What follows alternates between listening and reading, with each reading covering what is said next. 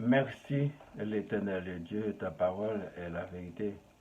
Tu parles et cela se réalise. Rien ne peut empêcher à tes desseins de se réaliser. Donne-nous la sagesse de comprendre et de bénir ton nom en tout temps. Je te dis merci pour la vie, merci pour la création de l'univers, merci pour l'humanité. Je te demande pardon pour mes péchés et ceux des autres. Aie pitié de nous, Seigneur. Aie pitié de l'humanité. Mon nom c'est Boniface Paradon, votre serviteur. Je vous salue chaleureusement dans le précieux nom de notre Seigneur Jésus-Christ, le ressuscité des morts. Croyez en lui pour sauver votre âme du jugement du dernier jour. Ne soyez pas incrédules, mais croyez en lui. De ce fait, je vous dis merci et bienvenue sur le web, chers internautes, à l'écoute et à la visualisation de cette nouvelle édition. Soyez sanctifiés. Le titre d'aujourd'hui, c'est Parole de l'Éternel à Abraham. La promesse de l'Éternel, ce n'est pas lui qui sera ton héritier, mais c'est celui qui sortira de tes entrailles qui sera ton héritier. Genèse chapitre 15, du verset 1er à 14. Après ces événements, la parole de l'Éternel fut adressée à Abraham dans une vision. Et il dit, Abraham, ne crains point, je suis ton bouclier et ta récompense sera très grande. Abraham répondit, Seigneur éternel, que me donneras-tu? Je m'en vais sans enfant, et l'héritier de ma maison, c'est Eliezer de Damas.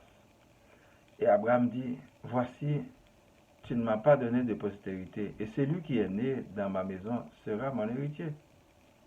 Alors la parole de l'Éternel lui fut adressée ainsi. Ce n'est pas lui qui sera ton héritier, mais c'est celui qui sortira de tes entrailles, qui sera ton héritier. Et après l'avoir conduit dehors, il dit, regarde vers le ciel et compte les étoiles. Si tu peux les compter, il lui dit, telle sera ta postérité. Abraham eut confiance en l'Éternel, qui le lui imputa à justice. L'Éternel lui dit encore, je suis l'Éternel, qui je fais sortir d'Ur en Chaldée pour te donner en possession ce pays. Abraham répondit, Seigneur éternel, à quoi connaîtrai-je que je le posséderai? Et l'Éternel lui dit, prends une génisse de 3 ans, une chèvre de 3 ans, un bélier de 3 ans, une tourterelle et une jeune colombe. Abraham prit tous ces animaux, les coupa par le milieu et mit chaque morceau l'un vis-à-vis de l'autre, mais il ne partagea point les oiseaux. Les oiseaux de proie s'abattirent sur les cadavres et Abraham les chassa. Au coucher du soleil, un profond sommeil tomba sur Abraham, et voici une frayeur et une grande obscurité vinrent l'assaillir. Et l'Éternel dit à Abraham, sache que tes descendants seront étrangers dans un pays qui ne sera point à eux, et ils y seront asservis, et on les opprimera pendant 400 ans.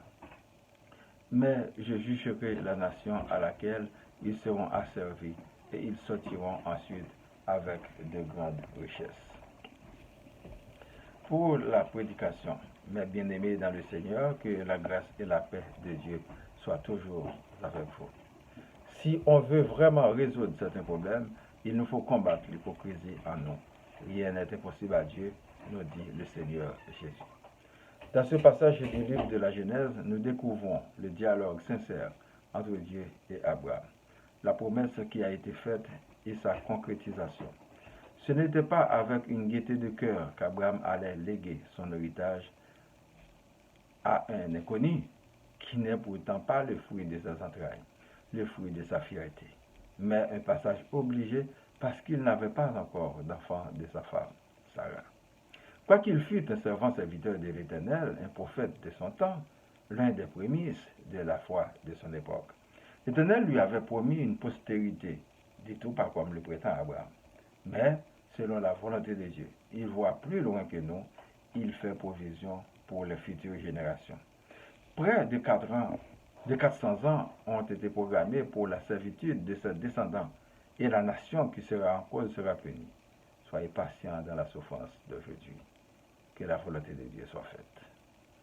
Alors vous qui cherchez le paradis sur terre, qui cherchez le bonheur parfait, qui commence à accumuler des fardeaux de la criminalité de toutes sortes, vous qui pillez, vous qui volez, vous qui kidnappez des gens pour des rançons, vous qui détruisez les autres, vous qui êtes le plus grand malfaiteur, vous qui êtes le sorcier, la sorcière, vous qui êtes le faux prophète, vous qui êtes le plus grand gourou, vous qui êtes le plus grand manipulateur de tous les temps, vous qui pratiquez la magie, nous vous conseillons d'arrêter au nom de Jésus, au nom de l'Éternel des armées.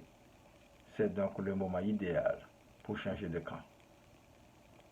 Venez participer à la création de notre Dieu pour l'émancipation d'une nouvelle génération, loin de la haine, mais dans l'harmonie parfaite du Dieu créateur. Nous en sommes capables si nous combattons véritablement l'hypocrisie dans les religions, dans les États, dans les sociétés, ainsi que dans nos églises. Combattons ensemble les forces ténébreuses sur nos chemins.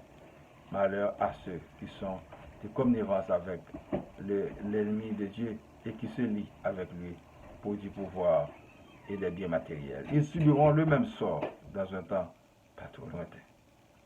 La repentance, c'est pour aujourd'hui, mais ce n'est pas pour demain, puisque personne ne sait de quoi il en sera demain. Peuple haïtien, réveillez-vous, bande de moutons conditionnés et aveugles. Vous êtes présentement à l'abattoir. Vous êtes présentement en état de siège. Vous n'avez pas d'amis. Vous n'avez pas de leadership, ni religieusement, ni politiquement, et ce depuis jadis. Mais vous croyez dans Père Noël. Mardi Gras, pas peur, c'est mon oeil. Nous sommes à un moment crucial où les scandales se font en masse pour dénoncer les criminels à cravate et à robe longue.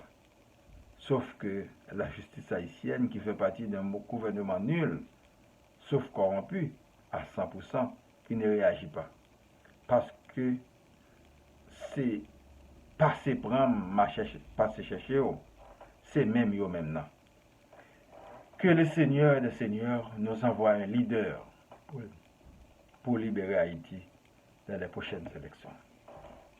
Nous devons aujourd'hui même commencer par rendre la vie impossible à ces gangsters, hommes et femmes qui nous privent de la liberté léguée par nos pères, les ancêtres, jusqu'à notre libération. Chacun a le droit de se défendre. Nous devons combattre par tous les moyens tout agresseur, d'où qu'il vienne. Sinon, tassez-vous dans un coin pour se faire asphyxier, tuer par milliers comme des prisonniers dans le camp de l'ennemi, selon votre choix. Le Dieu qui peut nous libérer s'appelle l'Éternel des armées par le nom de son Fils, Jésus de Nazareth. Écoutez sa voix. Si quelqu'un vous donne un autre nom, c'est un ennemi. Chassez-le avec la dernière rigueur. Si c'est un gourou qui vous appauvrisse, abandonnez ce lieu comme la première couche. Si c'est un gouvernement totalitaire, combattez-le jusqu'à votre libération. Avec la force de Dieu, avec la détermination, avec la puissance céleste, rien n'est impossible pour celui qui croit. Il faut être libre pour servir Dieu. Dieu veut que vous soyez libre. Dieu seul suffit. Nous demandons à Dieu de nous ouvrir les yeux afin que nous voyions et comprenions les choses cachées de l'Esprit.